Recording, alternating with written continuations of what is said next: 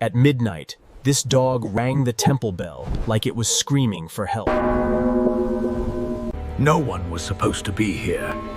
And no animal rings a bell unless something is terribly wrong. The dog didn't run away. It waited, like it knew he was the only one who could help. Beneath the sleeping village, fire was spreading. Silent, invisible, unstoppable. Together, they woke the village seconds before the fire reached their homes. One bell. One dog. Hundreds of lives saved. Heroes don't always speak.